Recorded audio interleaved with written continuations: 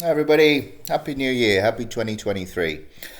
So I've been meaning to catch up on some of the IoT training videos that we started doing last year, and you see some of these on the web page here. One of the first ones was installing an Ubuntu virtual machine on VirtualBox.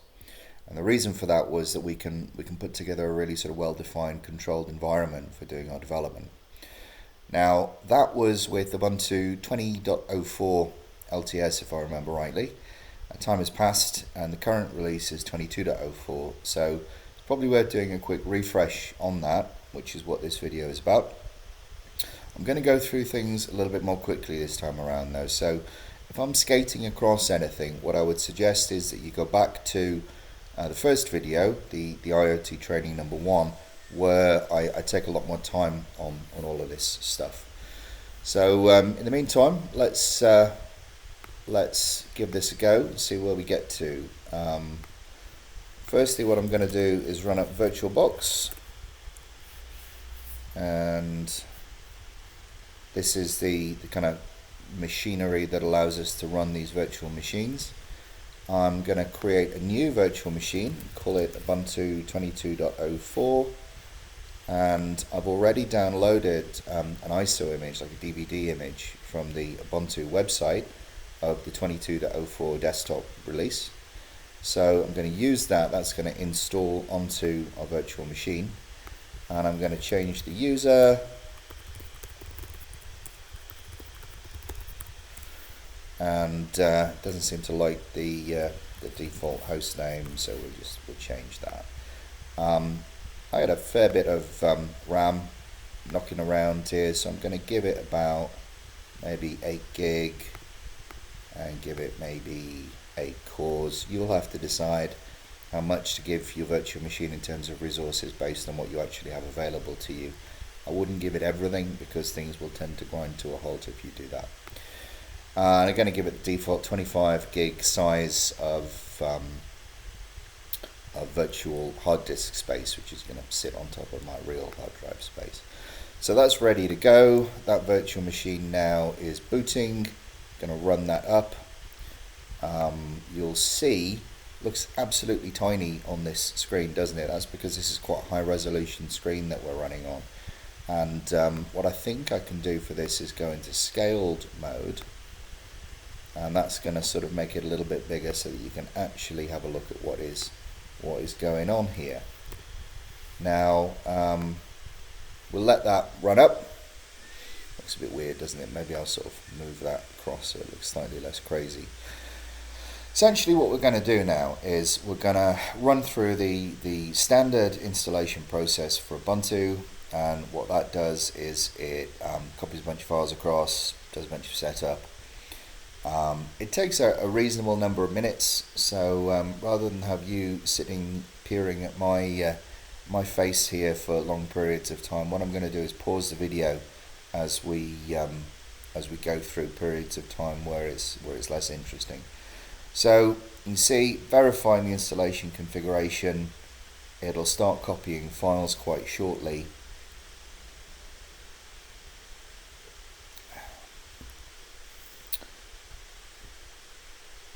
There we go. It's creating up file systems. It's the usual stuff, isn't it? Yeah. So while that file copying and setup is going, I'm going to pause here, and I will see you shortly. Okay, and we're back. So that installation is just sort of completed now, and it's rebooted the virtual machine. So you can see this is coming up again. And if all has gone well, hopefully what's going to happen now, it's going to come up and allow me to log in, which indeed it is. So let's do that. And there we go. So there's a bunch of kind of setup stuff that you can do if you want here. I'm not going to worry about that. I'm not bothered about that. So let's just sort of jump over that. We've now got an Ubuntu screen here. This is still in that scaled mode that I talked about. So one of the things that we should do early on with VirtualBox is we want to install guest editions. And guest editions is like a little bit of glue between the virtual machine box and the client operating system that's running inside that box. For example, if I just sort of go out of that scaled mode that we were looking at before, this is kind of the usual running mode, so it's gone back to tiny. And if I try and resize that screen, the guest operating system, it doesn't know anything about what I'm doing outside that world, so it can't react to that, it can't resize. But what we can do is if we insert this guest editions CD image, what it does is it puts in another sort of virtual ISO image from the VirtualBox people, and that lets us install some drivers that let the guest operating system know about what's happening in the wider world. So I can't see what's going on at all there. So if we go back into scaled mode, so I have a hope of seeing what's happening, and I'm gonna run up a terminal, and I've got to find out where that CD DVD image got mounted, which if I recall will be in media. There you go, there's that image. And then I think we probably want to try to run auto run. We want to run that as root, so with sudo. And I'm not in the sudoers file, so I mean here we go. It's all a bit of a difficulty when we get going with this. Let me try auto run as it is. There we go. So I've just run that as a normal user, which has allowed me to elevate to root. Let's run this code. So what's happening now is that the guest editions installer is running up, and it's building up some drivers for this particular client operating system, this Ubuntu Linux 22.04. And that appears to have finished. Well, that was quite quick. And what I'll do is, we probably don't have to do this, but I'll reboot. Sudo isn't going to work, so I'm going to have to fix that and get us into the sudoers file. So what I'll do is I'll just do a reboot of the machine. Let me do that again. There we go. Machine. CPI shutdown. There we go. Powered off. I'm going to power it back on with start. Booting up again. I must figure out how to stop these little messages popping up all over the place. Now, can you see that when I resize the window, the guest operating system is reacting? So that's really good. So that means that our guest editions is installed correctly. The problem we've got here is still that because of this high resolution display, this thing looks tiny. My eyes aren't good enough to see this stuff anymore. So what I'm going to try and do is find our settings, and then in those settings I'm going to look for the screen display, and I'm just going to scale up the screen display, and that you can see that's had the effect of basically doubling the size of everything, so I can actually see what's going on. So that will help. So let's size this up a little bit more, make it a bit bigger. Okay, I don't know why that hasn't resized. That's not terribly good. Let's try rebooting again.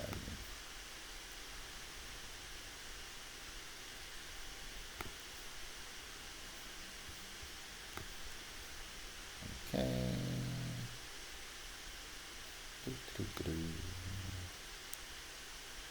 There we go.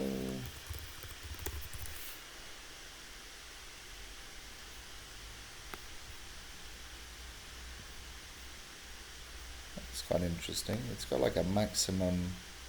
See, that's got a maximum size. I hadn't seen that before. I also don't quite understand why that display setting hasn't stuck. So we're just going to do it again.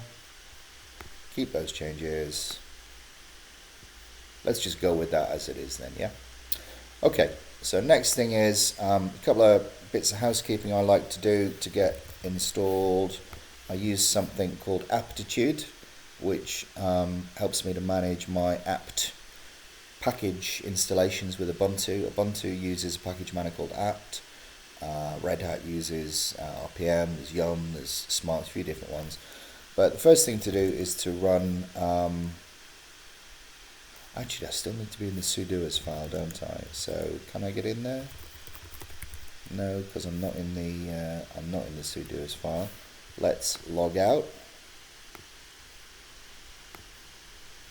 Thank you very much. And I'm going to log in as root.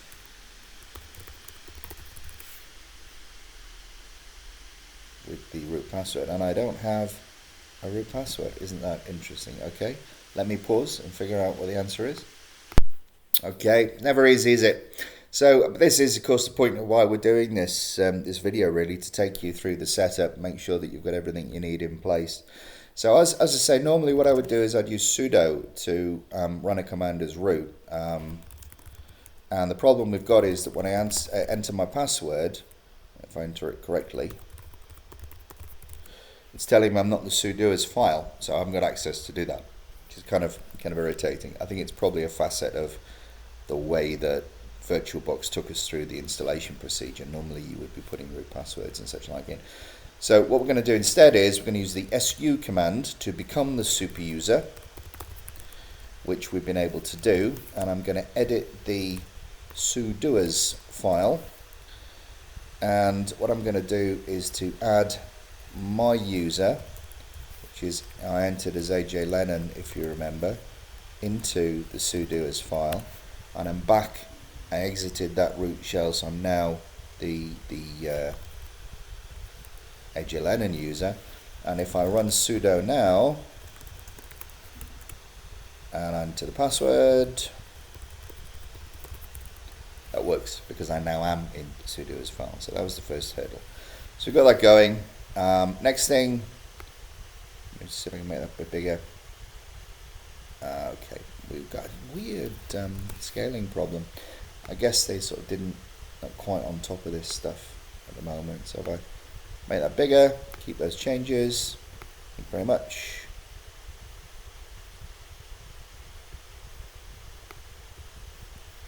It really doesn't like that, does it? Not interesting. Okay. We just have to make do with a screen of this size for the moment. Unless I can make it a bit bigger. What about, can we make it 16.9?